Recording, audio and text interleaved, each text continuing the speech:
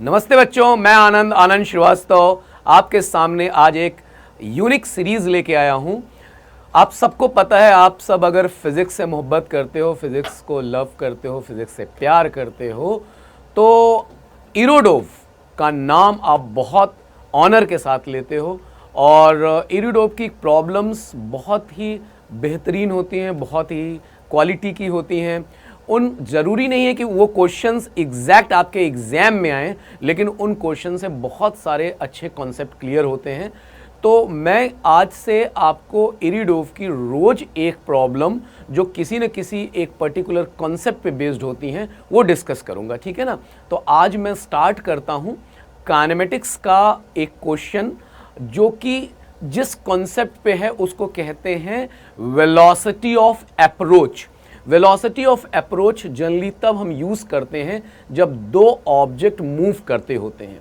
तो velocity of approach का मतलब होता है कि it is the velocity along the line joining the motion of two objects. दो ऑब्जेक्ट अगर मूव कर रहे हो तो उन दोनों को ज्वाइन कर दो, उस लाइन के अलोंग जो रिलेटिव वेलोसिटी होगी उसी को हम क्या बोलते हैं, वेलोसिटी ऑफ अप्रोच। एक बार फिर से मैं बता देता हूं, वेलोसिटी ऑफ अप्रोच क्या है बेटा, it is relative velocity along the line joining two moving objects, ठीक है ना। उसी का कॉन्सेप्ट यहां पे यूज होगा। बहुत ही फेमस प्रॉब्लम है इरिडोव के बुक का, और इसलिए मैंने ओरिजिनल बुक से ये क्वेश्चन आपको ये जो शो किया है, ये आपको दिख रहा है, ये 1.13 प्रॉब्लम नंबर है। और इसमें क्वेश्चन को पढ़ो, देखो एक पॉइंट ए है जो कि यूनिफॉर्मली मूव कर रहा है v वेलोसिटी से, और वो जो वेलोसिटी वेक्टर है वो एक दूसरे पॉइंट बी की ओर एम है हमेशा, ठीक है ना। और वो रेक्टिलिनियर मतलब स्ट्रेट लाइन मूव कर रहा है यूनिफॉर्मली, किस वेलोसिटी से, u से। इनिशियली जब शुरू में दोनों एक दूसरे के क्या है बेटा, परपेंडिकुलर, और उनके बीच की डिस्टेंस कितनी है, l। आपको पता करना है कि कितने टाइम पे दोनों पॉइंट एक दूसरे से मिल जाएंगे, ठीक है ना। अब इस प्रॉब्लम को मैं a और b को, एक को कैट बोल देता हूं और एक को डॉग बोल देता हूं, ठीक है ना। कैट भाग रही है, डॉग उसको पकड़ने के लिए जा रहा है। आपको पता करना है कि कितने टाइम के बाद वो उसको पकड़ पाएगा या नहीं पकड़ पाएगा, ठीक है ना। तो देखो इसी क्वेश्चन को हम कैसे एक्सप्लेन करते हैं मैं आपको बताता हूं बेटा, खूब आराम से समझना। ये मान लो एक पॉइंट C है, C फॉर कैट। कैट ऐसे जा रही है कांस्टेंट वेलोसिटी u से, ऐसे सीधे, और इससे L डिस्टेंस पे यहां पे ये डॉग है। इसकी वेलोसिटी शुरू में इसी कैट की ओर है, ठीक है ना बेटा। वहां पे A और V दिया है, हमने इसको कैट और डॉग ले लिया ताकि आपको समझना और अच्छा लगे, आपके लिए आसान हो जाए, ठीक है ना। तो ये कैट ऐसे u वेलोसिटी से जा रहा है, ये डॉग v वेलोसिटी से जा रहा है। बस शर्त ये है कि डॉग हमेशा कैट की डायरेक्शन में, जिधर कैट जाती रहेगी डॉग उसके डायरेक्शन में आगे की ओर बढ़ता रहेगा, ठीक है ना। तो ये ऐसे चलती चली जा रही है इस रास्ते पे, और डॉग उसको कैच करना है। तो मान लो डॉग कैट को P पॉइंट पे पकड़ लेता है, ठीक है, कैच कर लेता है, हिंदी में कह लो पकड़ लेता है P पॉइंट पे, ठीक है ना। तो शुरुआत में इन दोनों की वेलोसिटी एक दूसरे के क्या है, परपेंडिकुलर। थोड़े से टाइम के बाद मान लो कैट अगर यहां पे है तो वेलोसिटी जो इसकी होगी वो तो v रहेगी मैग्नीट्यूड, लेकिन उसका डायरेक्शन इधर की ओर होगा, फिर वो यहां पे बढ़ेगा, फिर ये ऐसे, यानी जो इसका एक्चुअल पाथ होगा बेटा, वो एक्चुअल पाथ कुछ इस तरह से होगा और यहां पे जाके वो उसको मीट कर जाएगा, ठीक है ना। तो एक चीज ऐसे जा रही है, एक्स डायरेक्शन कह लो, और एक उसकी डायरेक्शन के अलोंग ऐसे चलता चला जा रहा है, ठीक है ना। तो मान लो किसी टाइम पे ए पॉइंट इस जगह पे ये इसकी वेलोसिटी, ये कैट ए पे है, और उस समय ये वाला जो डॉग है वो यहाँ पे है, और इसकी वेलोसिटी v है, और ये एंगल क्या है, थीटा, मतलब ठीक है ना। ए पॉइंट को मैं यहाँ पे लिख दे रहा हूँ, this is the A point. तो जो वेलोसिटी ऑफ अप्रोच जिसकी बात मैंने की थी वो यहाँ पे, ये देखो ये u है। अगर मैं इस u का कंपोनेंट बोलूं तो ये एंगल थीटा है।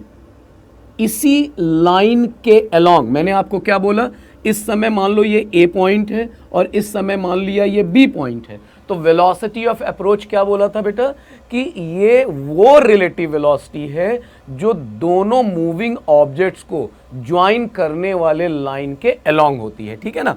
तो ये v वेलोसिटी थी, इसी की डायरेक्शन में ये वाली डायरेक्शन हो गई, ये एंगल भी कितना हो जाएगा थीटा, क्योंकि इसी को हम आगे बढ़ा रहे हैं बेटा। अब ये u है, तो u का कौन सा कंपोनेंट इस डायरेक्शन में आएगा अगर हम रिजॉल्व करें बेटा, तो ये कौन सा कंपोनेंट आएगा u cos थीटा। ये कौन सा कंपोनेंट हो गया u cos थीटा।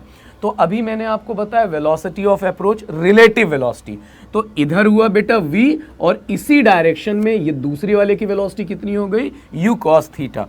डॉग की वेलोसिटी है v और उसी लाइन में कैट की वेलोसिटी कितनी है u cos थीटा। तो अगर मैं रिलेटिव वेलोसिटी बोलूं, मतलब रिलेटिव वेलोसिटी कि अगर ये कैट रुकी हुई हो और डॉग जा रहा हो, मतलब डॉग की वेलोसिटी कैट के रिस्पेक्ट में, तो velocity of dog with respect to cat is equal to ये v, ये u cos theta same direction में है, रिलेटिव वेलोसिटी क्या हो जाएगी बेटा सब्ट्रैक्ट हो जाएगी, तो ये क्या हो गया v minus u cos theta.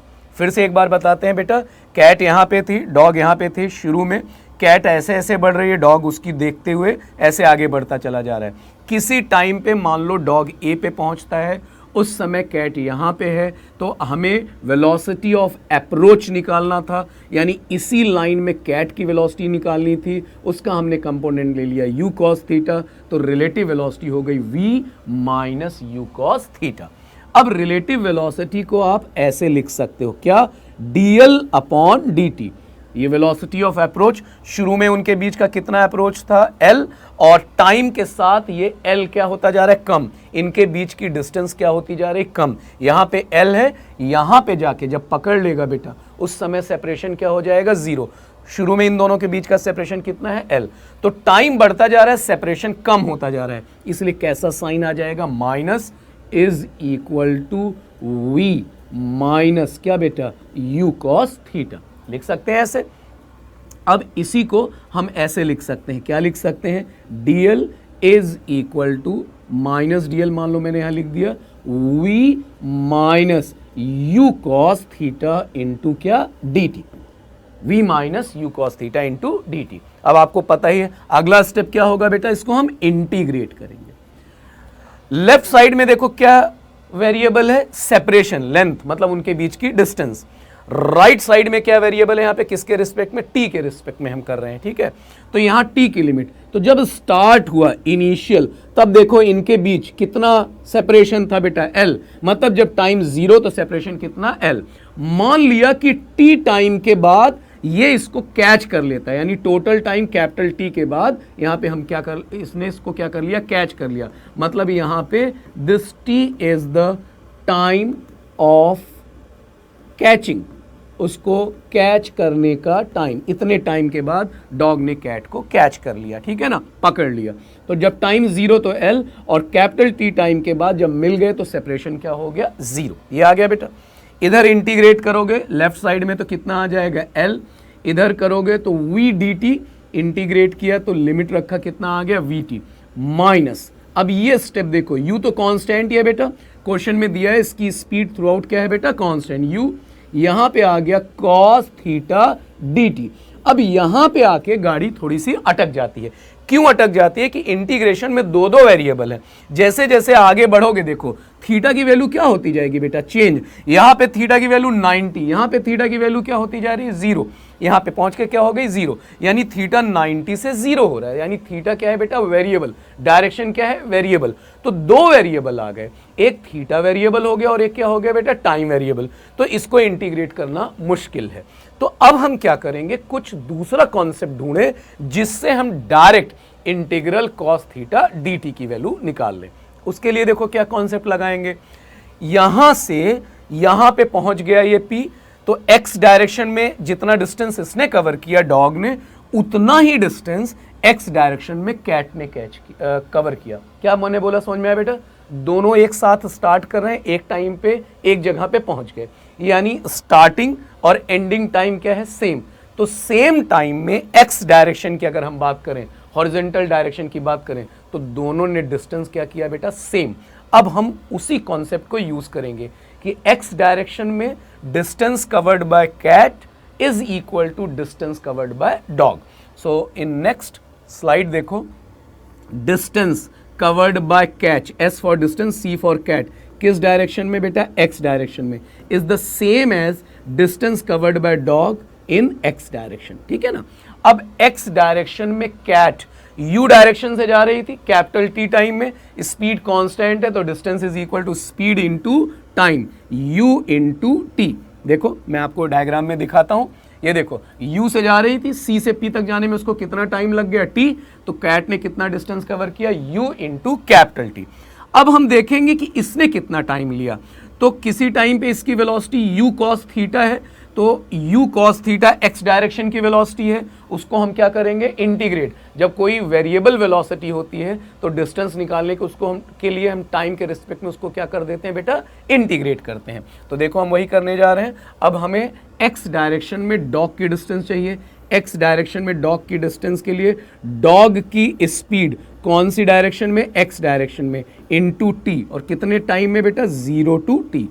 Dog की स्पीड x डायरेक्शन में कितनी है बेटा, v क्या, cos theta into dt, limit क्या बेटा, 0 to t। अब जरा देखो ध्यान से, v तो कांस्टेंट है, क्वेश्चन में दिया है कि डॉग की स्पीड थ्रू आउट क्या है बेटा, कांस्टेंट। यहां पे क्या आ गया, cos theta dt, cos theta dt, ये हो गया 0 to t।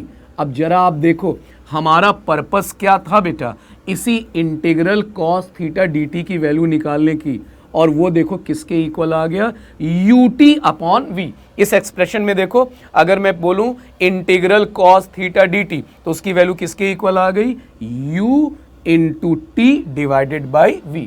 तो इसी इक्वेशन 2 से जो ये वैल्यू आई इंटीग्रेशन की बेटा, उसको उठा के हम इक्वेशन 1 में रखेंगे। हमारा पर्पस यही था इस इक्वेशन में इस चीज की वैल्यू कैलकुलेट करना, और वो हम कैलकुलेट कर चुके हैं।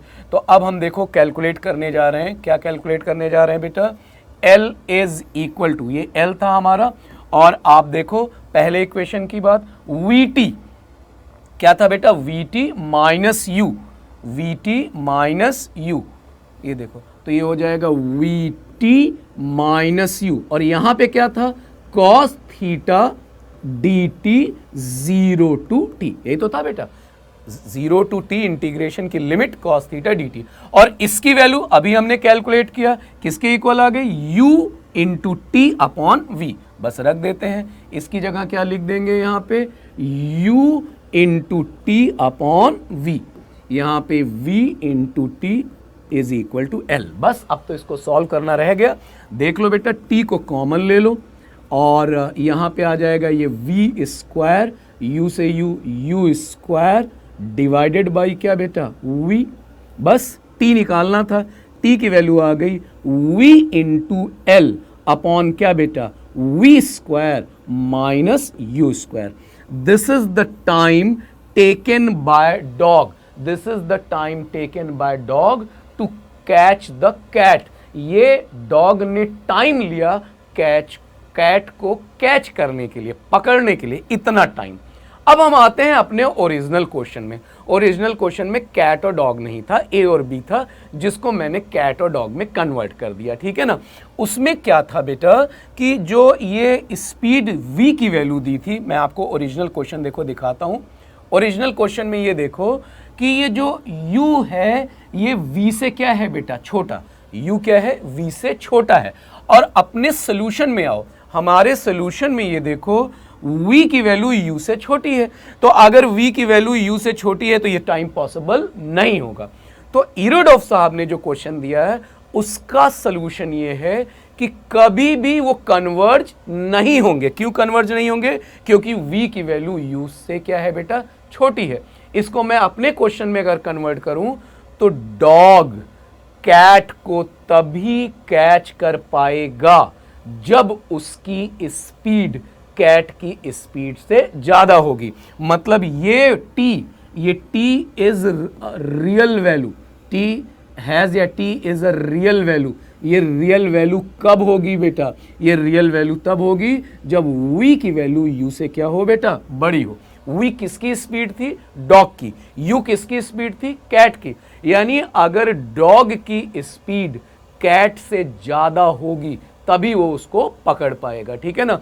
तो इसको आप ऐसे भी समझो कि ये आपकी मंजिल है। अगर आपको लग रहा है कि आपसे दूर होती जा रही है, आप उसको पकड़ने जा रहे हो, आपको हर जगह दिखेगी कि दैट इज आवर टारगेट, ये हमारा टारगेट है, ये हमारी मंजिल है, उसी को देखते हुए आप आगे बढ़ते जाते हो। लेकिन उसको आप तभी पकड़ पाओगे, वो मंजिल आपको तभी मिलेगी जब आपकी स्पीड क्या होगी? ज्यादा होगी, ठीक है ना। तो ये famous problem from Irodov on the base of concept of what? Velocity of approach. ऐसे ही और भी मैं क्वेश्चन लेके आपको मिलूंगा अगली क्लास में बेटा। इरिडोव की ही मैं सीरीज चला रहा हूं और नेक्स्ट क्वेश्चन फिर से मैं इरिडोव का सॉल्व करूंगा, जो आपको आपके कॉन्सेप्ट बिल्डिंग में बहुत ज़्यादा हेल्प करेंगे और वो आपके आईआईटी के एग्जाम के क्वेश्चंस को क्रैक करने में आपकी बहुत ज़्यादा हेल्प करेंगे। ओके बेटा, तो मिलते हैं अगले क्लास में। तब तक आप पढ़ते रहो, एंजॉय करो फिजिक्स।